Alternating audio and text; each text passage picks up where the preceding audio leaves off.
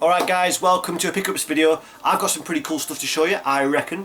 So let's get cracking. Right, first of all, in the previous video that I uploaded, I told you that I'd been to a car boot sale. I told you that I got 7 GameCube games for 20 quid there. And I proceeded to hold up 6 GameCube games. I showed you these 6 GameCube games and told you I got 7 for 20 quid. The 7th that I forgot to show you was Over the Hedge. It slipped down the chair of the car when I was unloading.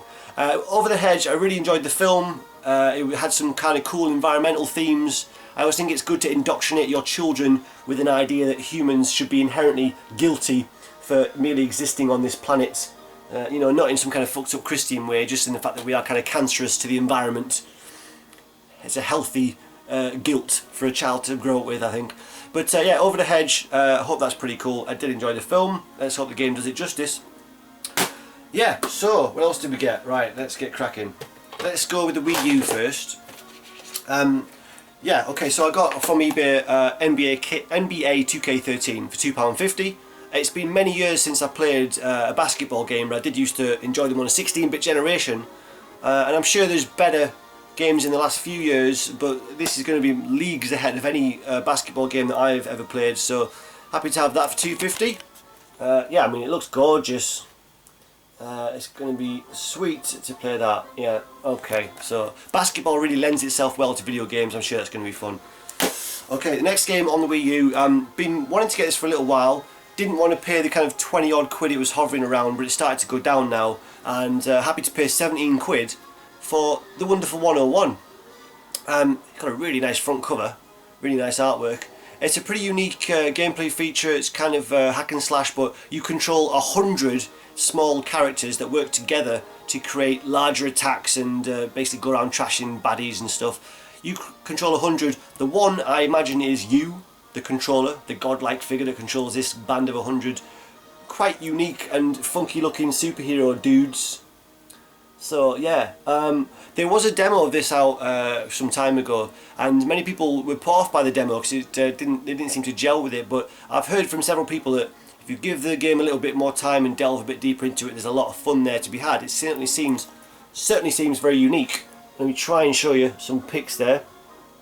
So yeah, that little band of characters there, teaming up together to fight enemies and such. Looks pretty colourful, pretty fun. Yeah. So that's the wonderful 101, 17 quid, happy with that. This was brand new, it was sealed, I have unsealed it, because seals are meant to be broken. Alright, next. One of the other games that I got from in that GameCube lot from the car boot the other week was Tide, Tasmanian Tiger. This is a really fun platformer, I can highly recommend this, it's a lot of fun. It does have a release on the original Xbox as well, so I'm probably going to end up swapping this one out because I prefer to collect for the original Xbox on that generation, but it's a very, very fun game. Found out that there's actually a third game, obviously second, and a third game that had an NTSC exclusive release on the original Xbox. Didn't come out in Europe on Xbox, Tie 3, subtitled Night of the Quincan. But yeah, I'm sure this is going to be as good, if not better, than the first one, so there's a lot of fun to be had in that game, I'm sure. This was from Canada.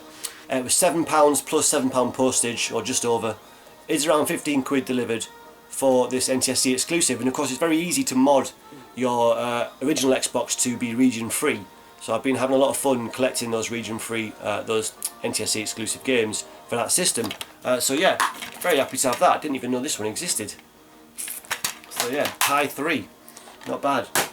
Okay, next on the 360, these were from some kind of crack converters store. We've got Rise of the Argonauts, of course the story of Jason and the Argonauts. I loved that old film when I was a kid. This is based on kind of Greek mythology. So yeah, some interesting themes through it. It's an action RPG, upgradable weapons, armour, there's magic involved. There's several layers to it. Seems like there's some depth to it. I've not played too much of it yet, but what I have seems pretty cool. Yeah, Rise of the Argonauts. Of course you travel on your boat, the Argo. They ride on the Argo, they are the Argonauts. But yeah, I'm sure that's going to be fun. Don't know how much you'll get from the pictures on the back. But there you go, yeah. Yeah, Rise of the Argonauts, £4 that was. And also from Crack Converters, and also for £4, was Sherlock Holmes and versus Jack the Ripper. So I do enjoy kind of murder mystery investigating type games. Yeah, with puzzle elements and investigation and such. Yeah, let's have a look if you can see some of that. So Sherlock Holmes, yes. Played a little bit of it so far. Some nice highbrow conversation and thematic points in there. Yeah, I'm sure that's going to be cool. Right, what have we got next? On the original Wii, now, as I said in the last video, I am down doing a project to mod my Wii so that I can get games for Nout. But picked up a bunch of games before I picked up the console, so I do have a small Wii collection at the moment. Okay, what have we got? From Crack Converters, or Cash Generators, one of them, they're all the same, aren't they? Okay, got Metroid Prime 3 Corruption. That was £2. So I've never actually played a Metroid game for more than 5-10 minutes. I played one on the DS for a very short amount of time, couldn't get with the control method, and I've never played any other Metroid game. So let me know if that's one to enter the series into, I don't know, but Metroid Prime 3 Corruption, complete for £2.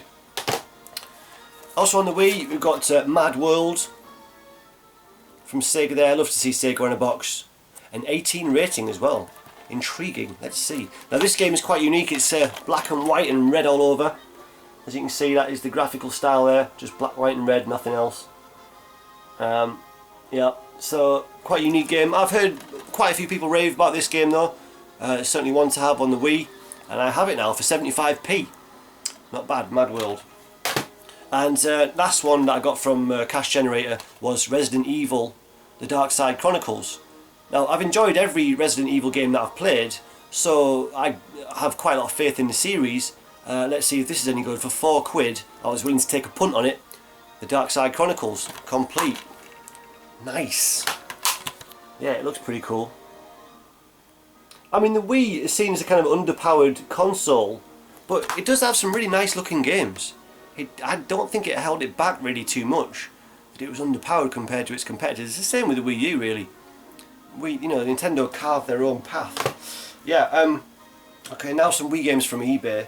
I've got Goldeneye, the remake. It's a 2010 remake, of course, of the N64 classic.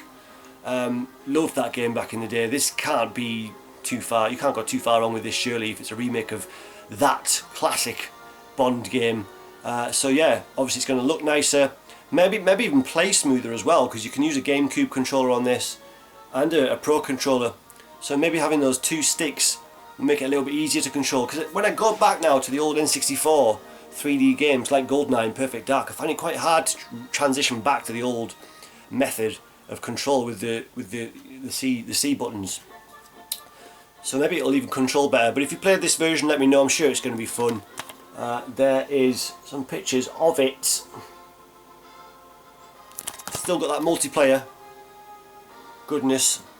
So maybe that'll get some play as well. So Goldeneye, that was, yeah, £2.50. Right, also £2.50, also on the Wii, also from Saga, Ghost Squad. This is a really fun light gun game in the vein of Virtua Cop.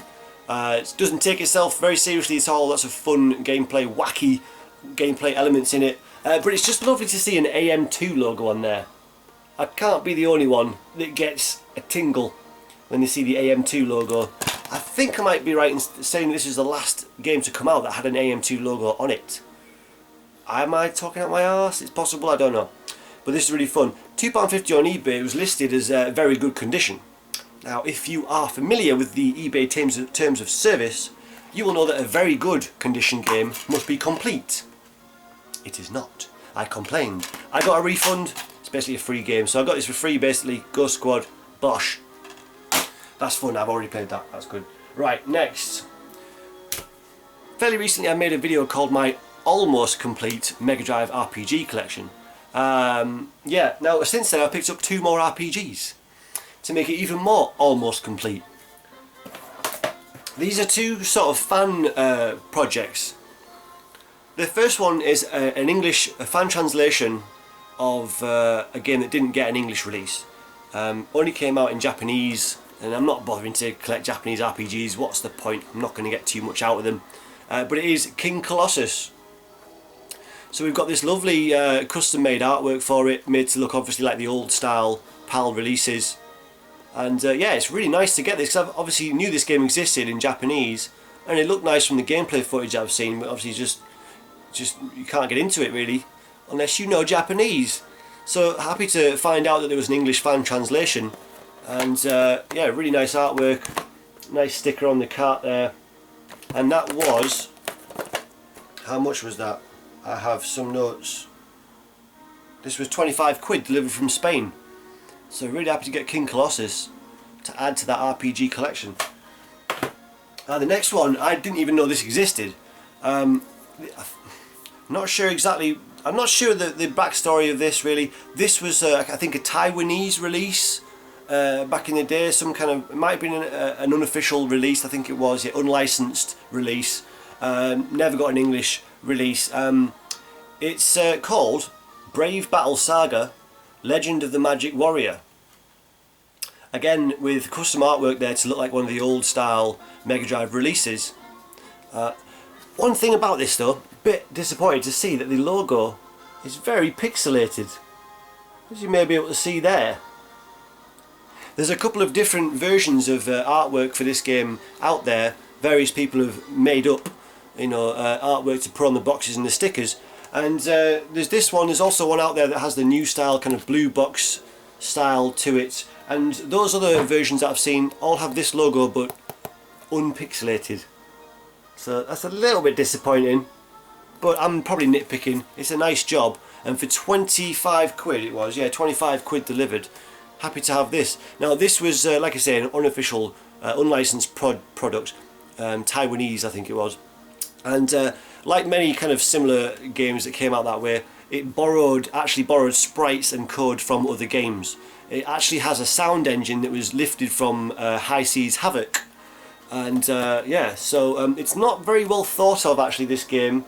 It's, you know, some people have slated it, saying it's a bit boring, a bit repetitive, not a great story, but it is an RPG, and I did like the footage that I've seen on YouTube, so happy to have that in the collection. Yeah, to add to my burgeoning RPG collection for the Mega Drive Mega CD. That is Brave Battle Saga: Legend of the Magic Warrior. And that is my pickups. Alright guys, thanks for watching. I'll see you guys in the next video.